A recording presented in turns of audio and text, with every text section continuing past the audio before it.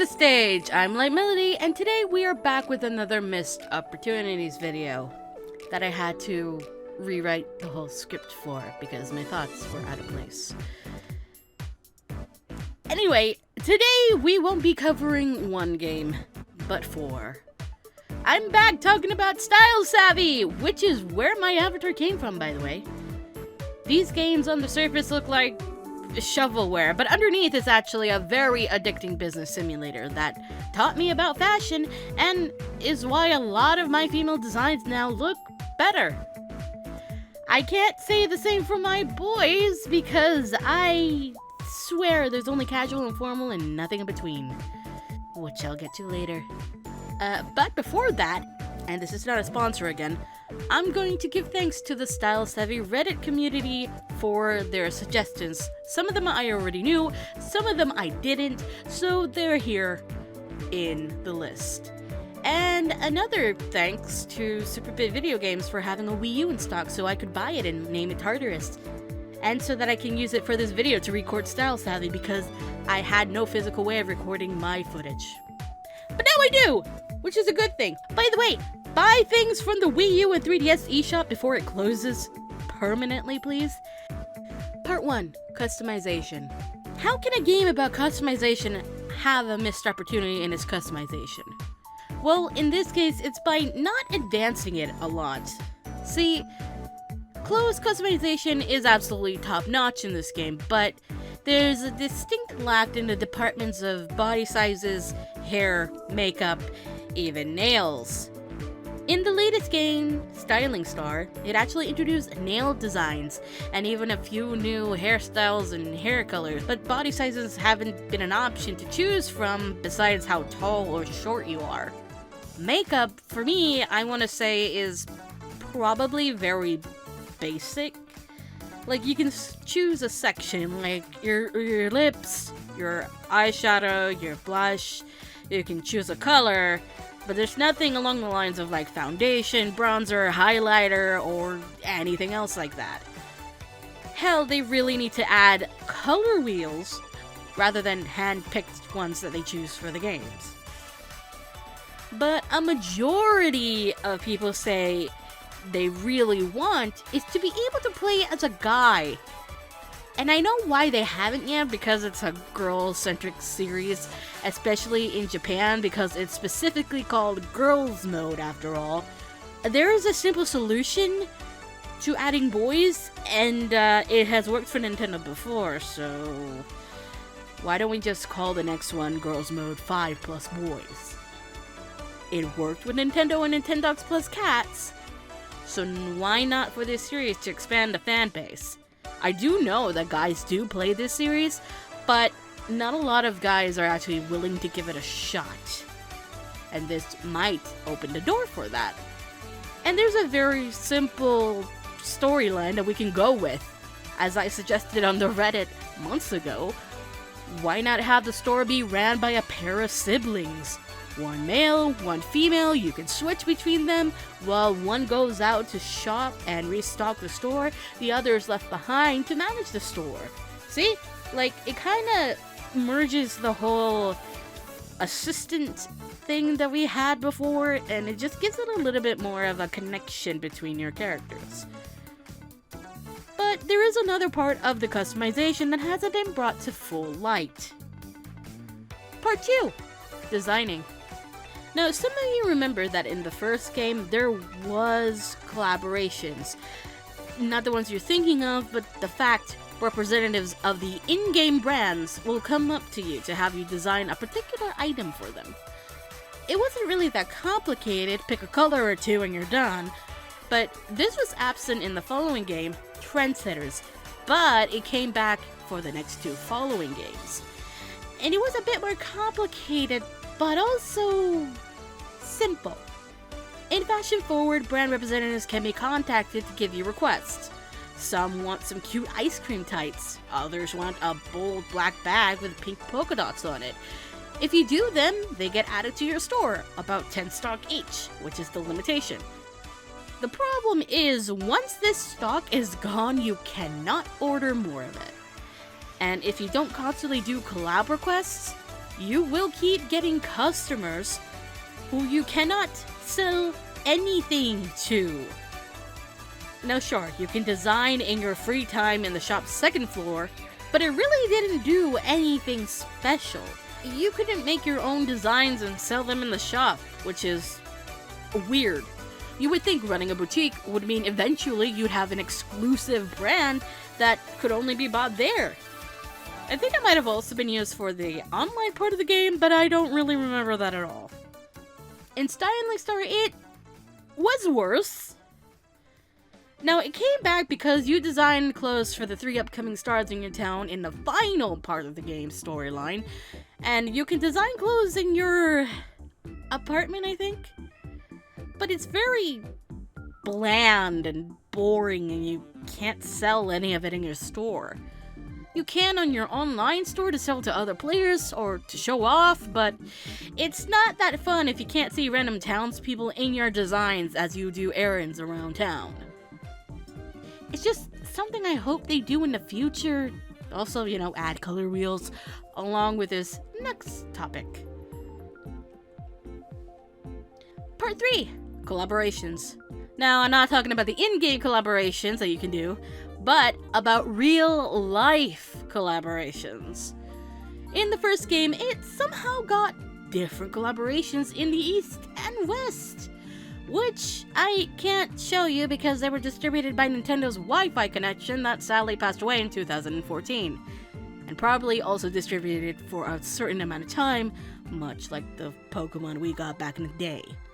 But for a first game in the series, it did collab with some big brands. Japan's exclusive designs were with Girls Is Girl by Nicola, Jill by Jill Stewart, and Blue Cross Girls. Overseas, you could download designs by Charlotte Ranson and the Darion collection by Beyonce and Tiana Knowles, which makes sense because I'm sure there was an ad of Beyonce advertising this game in particular. It is kind of sad that we didn't get more real-world fashion brands on board with this series, but it is kinda a miracle that it happened in the first game where the series was literally established. To be fair, this was actually an idea for the third game after Trendsetters came out. Of course, the game would have had a mix of already established in-world brands and real-life ones, considering some of the older brands ended up merging down the line, but it would never end up happening.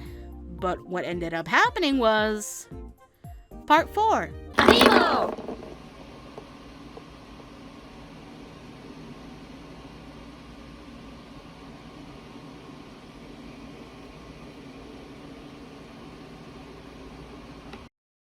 So Smash for Wii U introduced to us the ever so lovable and hateable Amiibos. So the game that actually got to use them first was Fashion Forward, the third game, and returned in Styling Star. Though at first there was a limited lineup considering of only Mario, Peach, Yoshi, Kirby, Luigi, Bowser, and Toad, once it got overseas, they added Zelda, Sheik, Rosalina, Samus, Lucina, Wii Fit Trainer, Inkling Girl, Zero Suit Samus, Palutena, and Isabelle. The bad part is that they only give you one single item in particular. For example, with Lucina, you got the warrior skirt, and with Palutena, you got the goddess top. You would think that having the amiibos would have unlocked an entire outfit based on that character, but okay. Plus, you get these in many different colors. The thing is, you have to keep rescanning this amiibo over and over and over again, which I kinda don't like the idea of. Why can't I just unlock all of the colors in one fell swoop? That would have been the best thing ever. Also, as a missed opportunity, why couldn't we use other amiibos like Link or Robin or anybody else in particular? Another thing on is it's not a missed opportunity, it's kind of a gaming mystery. I have no idea why in Styling Star, Palutena's goddess top and Lucina's warrior skirt are not available at all, even if you have the amiibo. It's just not there. Everybody else's, it's in the game. I don't know if they somehow forgot these two amiibo items or if something happened, but it is a mystery that I cannot solve, and I'll just put it down as a missed opportunity or something. I can't really give you a reason as to why, but it's just a mystery that I've not understood the reason behind. Anyway. Part 5. Physical limitation. Yeah, usually missing out on a physical release is Europe's reputation, but for some reason, Fashion Forward and Styling Star did not get a physical release in North America. Hell, Fashion Forward is the infamous problem child for this series for not releasing digitally here for a whole year after initial release in Japan and Europe. And it was still the European English version! Why? Because it uses words like jumpers and trousers, which isn't really that common in North America. Maybe if you're rich. Jumpers actually are a type of dress over here, if you didn't know. Though, I will say this wasn't a problem in Styling Star, mostly because it was actually localized by a competent localization team, 8-4, responsible for most Tales games localizations and Fire Emblem Awakening and Valentia. But that's not to say the Styling Star got off scot-free. No. Styling Star still had a problem because even though it did come out around the same time for all regions, this game was announced in the Japanese Direct before anywhere else. Thanks, Nintendo. To be fair, I actually don't remember it appearing in any other Direct except the Japanese one. I could be wrong, but that's all I remember. And then I just remember them dropping the trailers on the other Nintendo YouTube channels for it to exist. So if you weren't subscribed to the Nintendo YouTube channels, you know nothing. I know the 3DS was dying, so they probably didn't want to waste money on cartridges for these games, but fucking PQ2 got one, and it lacks an English dub. Just saying. Especially if Nintendo spent advertising money for Fashion Forward in 2016 instead of Fire Emblem Fates that actually made me waste $80. I'd rather have a physical and digital version of Fashion Forward.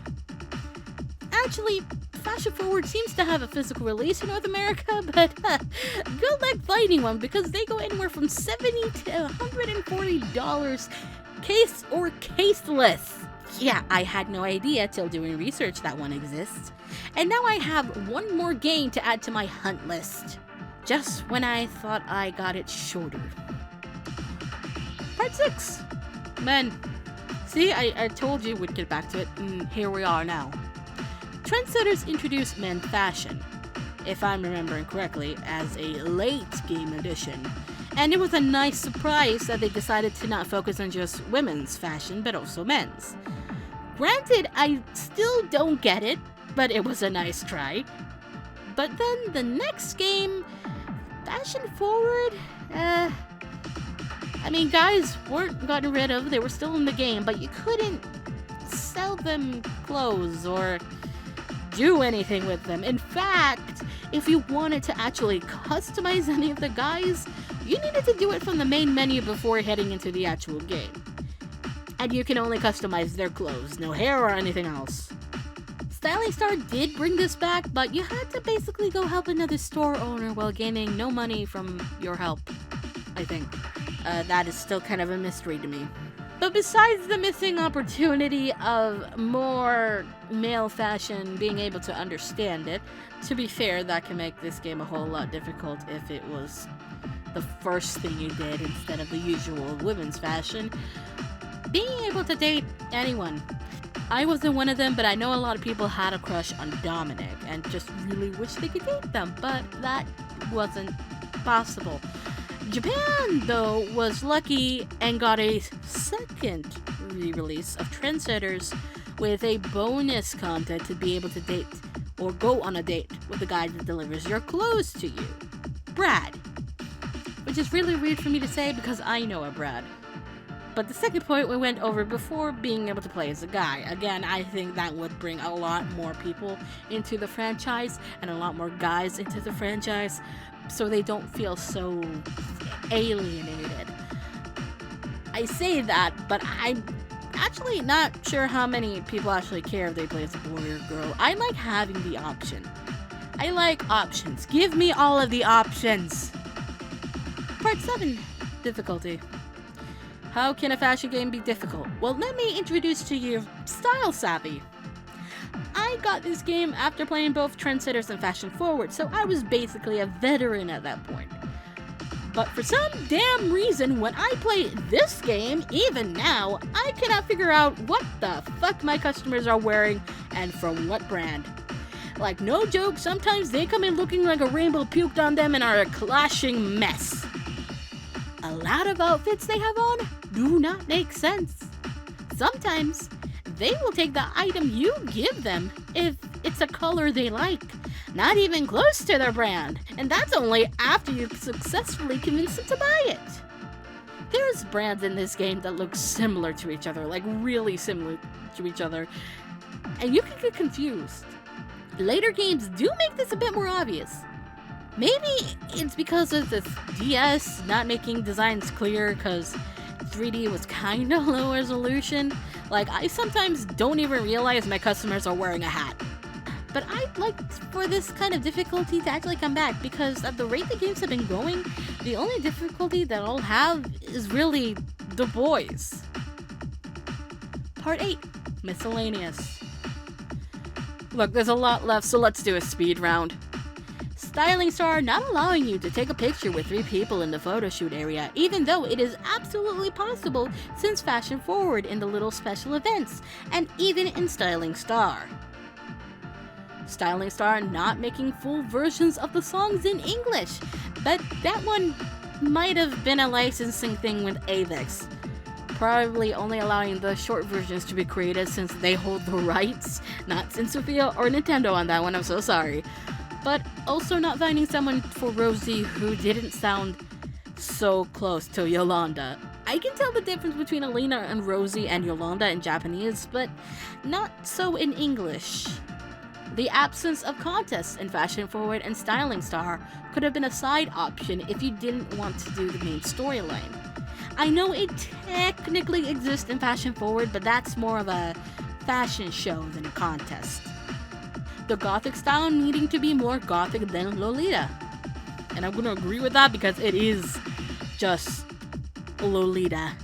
AKA in the game is called baby doll style, so it is very close. In fact, you can sell many of your baby doll customers stuff from the gothic style.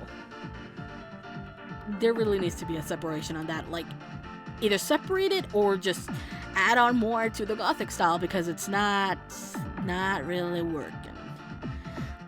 Like, either merge this gothic and baby doll together or just try to separate them more. Adding more styles. For instance, I'm pretty sure it would be mind-blowing if you saw something like Visual Kei in the game. I mean, since Sophia is in Tokyo and they can take a trip to Harajuku and see what fashions are going on there, maybe they can even take some fashions from overseas, like, I'm gonna say it, punk and emo. There you go. You can throw them into the gothic if you want, or actual gothic that you would see here either. That could work. A filter option to make it easier to see what you've already bought and what you haven't when you go buy from brands, so I don't have to be scrolling forever at every single store or the VIP section in Styling Star. And lastly, let me put skirts over pants and jeans and bring back Mad Jacks. Let me wear a skirt over jeans and bring back Mad Jacks. Anyway, that is it. I'm sorry if this is a very long video, but this is a series that I'm actually pretty passionate about, and I needed to vent my frustrations, especially when we haven't had a new game since 2017, 18, something like that. Yeah? It's been 5 years. It's been 5 years or 6 years, something like that. And I just want a new game. We have no idea what Sin Sophia is working on. We know that they have made a Switch game for Prepara, but I don't know what they're working on. I need to know. I need some answers. I need something to satisfy this hole that is in my heart, because I do not have a style savvy game, and none of the other games can even come close. Maybe Nicola, but I don't read Japanese, so that would confuse the fuck out of me if I bought it. I wish it had an Asian English option, but it does not, and it has 2 games on the Switch. If it was English, if it was in any part in English, I'm pretty sure we would have absolutely ravished both games by now and still be asking for more. So yeah, Saint Sophia, Nintendo, can you please give us just like a tiny little nibble, please? Please? I ask. Anyway, that's it for this episode of Missed Opportunities. If you guys have any ideas that you want me to look into, leave it below. Tell me your thoughts on this video that's been done to hell and back. And I'll see you guys later with something else. Bye!